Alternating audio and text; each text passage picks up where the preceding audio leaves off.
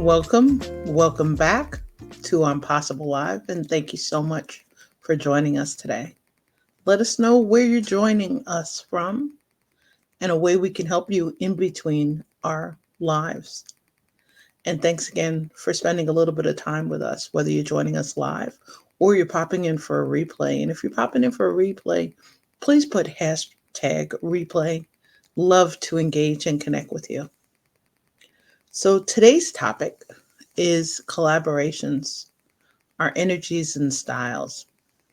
And we're in a world sometimes where we're not really sure how to create relationships that kind of light up our world. And in that case, it happens sometimes with collaborations. We have a choice of who we hang out with. We have a choice of who we work with. And we especially have a choice of who we collaborate with. One of the things I love about thinking about today's topic and not having it put it online yet is an amazing mentor, coach, and dear friend, Jonathan Howard, kind of had the quote to kind of guide our conversation today. Jonathan, in Coach's Roundtable last week, they were reviewing a book on hospitality. And Jonathan, as one of his takeaways after the conversation on a book review, Jonathan said, remember to elevate the people around you. And that I kind of feel is like a key to how many of us can approach collaborations that have some impact, that have some influence, that have some momentum that really help us kind of, tune in and achieve more of our individual or our shared goals. So I'd love to thank Jonathan for kind of a cool frame about the elevation. So let's talk about a couple of ways that we can cultivate collaborations. The first one, I'd like to think of collaborations in a sense as an opportunity to create like a force field of gratitude. Depending on how many of us are involved in them, we can really raise the vibes and raise the energies and create some transformative experiences for others and for our collaborators. So, the first thing I'd like to talk about is a shift from always talking about elevate your blend. And in this case, from the collaboration perspective, from the start, if we think of it around Jonathan's quote about elevating the people around us, is that the first way would be to start with elevate our blend. And our blend can really be a mix of shared goals, it can be a mixture of our synergy, so to speak. It can be a mixture of our thoughts, thought leadership. Maybe we're working on an event or on a project, and maybe we're collaborating over time. One of the cool collaborations that I've been having fun watching is Elba Cologne and Lachelle Atkins, America's Supermom. They've been reviewing David Meltzer's book, Connected to Goodness. It's been a fun collaboration to watch on the outside, and I'm only catching the LinkedIn side of it. I'm missing the Clubhouse side. But when you're watching it, you really feel that force field of gratitude towards everyone who's involved and everyone really who joins them. And it really feels like a collaboration that elevates our blend. Another way to really create a collaboration, maybe that kind of lines up with some goals and maybe feels a little bit easier, is to really communicate your needs and come up with a way that you're able to share resources and you're able to share in a safe space. It really helps you increase the impact, the influence, the momentum. It's a relationship that's nourished. It's a place that feels like you can dig deep at any point in the relationship. and in the collaboration, it has also some vulnerable elements of trust, and safety is an element of it. And I love watching collaborations like this with teams, with volunteers, and it's really about that shared resources part. On the other hand, it's about which ones you'll share with others who are involved in the collaborations, and also which ones you won't share. That's a really important part of the discussion, because some things aren't meant, based on your timetable or based on your goals, to kind of share at different stages of your collaboration. So it really has to line up. One element of that would be approachability, trying to figure out ways that you can always approach each other to have the easy or the hard conversations in a collaboration, and to figure out what the frequency is of those conversations. Our schedules change, our especially if they're overtime. I'm enjoying watching Lachelle and Elba because theirs is weekly and it's been going on for a while. So it's kind of cool to watch. A third way would be, if we're able to share in a collaboration what some individual goals are, and what some shared goals are, and what are we looking for help and support with. And in some cases it might be an opportunity to explore how long it'll take, how many extra volunteers we'll need, how we accommodate different time zones, what'll it be organized around. Is there a shared place for our notes or for updates? And how will we measure those goals? And at sometimes, how will we sometimes share the responsibilities within those collaborations? Someone may have a larger team, so they're able to do more of the heavy lifting. Another person might have the really large email list, or a platform that's able to help the other attract some of their goals. And a big part of that that's hard is really helping have the conversations about when we feel the analysis paralysis or the perfection paralysis. Hey, Lachelle, happy President's Day to you too. How are you, beautiful? I I think one of the cool ways, and the things about that is that, and Lachelle is here, and Lachelle, follow America's Supermom. Also check out her posts under collaboration over competition. You will find lots of great gems. And Lachelle's reminded me, when we're talking about styles and we're talking about energies in collaboration, we all bring different things to the table. We have different skill sets, we have different ideas, we have different zones of genius. Some of them overlap, some of them don't, but we also sometimes have very different energies. I mention all the time about being an introvert at my core, and after years of extensive practice and being around amazing coaches, I'll now say I'm a trained ambivert. It's a style that some maybe can see, identify it clearly, but when it comes to our energies, kind of how we show up, yes, Lachelle, it definitely is. And thanks again to Lachelle for a shout out. I am definitely trying something new today. Yes, Lachelle, we have new lips and we have different earrings today, notching it up a little bit. And it reminds me too that sometimes it is those little changes of who we collaborate and what our styles are like, and how we determine what we're attracted to. Because I had a conversation recently with someone about energy, and I appreciate it. I was in a breakout room and the person's like, I know you. And I was smiling because the person that they felt they knew was a person they had seen on a video. And that wasn't the person who was there that day in the breakout room. The person there that day in the breakout room was the introvert with a pen, ready to sit, chill out, lean back.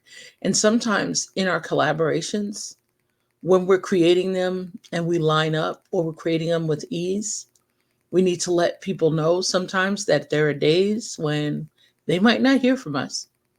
There are days where our energies are showing up to support them. There are days when we're conserving our energy, and maybe we're conserving it for another project, another dream. But in the energies part and collaborations, there's the opportunity to really increase our vibes, whether we're sharing those great energies with somebody else, where we're sharing elements of our styles that don't necessarily dovetail or complement each other. What I love too in the conversation about energies and styles is that we've been having conversations recently with Stephen Farber of Take Flight Learning about personality styles, and others are commenting on behavioral styles. Those are things sometimes in our collaborations to really think about. I had the opportunity recently, and I really appreciated an opportunity to connect with somebody I hadn't had a conversation with. And in the process, we discovered we had really similar energy behind the scenes. And it's an opportunity now for us to explore. We don't necessarily know each other's styles yet, but we started off at the same page in a conversation from an energy perspective. So we're going to connect and we'll explore. But I think, as Jonathan's quote was, remember to elevate the people around you. Many times in a collaboration, people's goals, one person feels their goals are met more than the other person. It's a reminder kind of just to show up and to kind of build what can feel like a safety ground, a safe place to like operate and just help each other from. And some people will do this and they'll have contracts or agreements and feel like somebody else is not necessarily pulling their weight. It's the reminder different things work for us at different times. And as part of it, try and refine our collaborations, the ones that seem to work and knock everything out of the park, where you almost feel like all of your goals were met. There are possibly spaces where each of you was being extremely specific, and you were really well supported, and you had external teams that were showing up to help you support them also. So I'd love to ask you, when you're collaborating, are you picking people with similar styles? Or someone mentioned to me recently in a thank you note, and I really appreciate it. They felt like we had shared values. It may be a core as you're investigating ways to work with others in a world where I always call it a fragile world. Why? Because we have lots of room for improvement from communication perspective, from how we show up and how we're supporting each other. How do you want to exchange ideas within that collaboration? And what does that look like? So maybe one person is highly creative and another person is the structure or the systems person. When we combine, we're in an interesting space. I am loving working with teams of assorted sizes. They have different systems, they have different structures, they have different industries. I've loved working with people probably in over 70 to 75 industries. And someone says, "Oh, what's your niche?" I said, "People who love to help problems and make the world a better place to live, thrive, and flourish."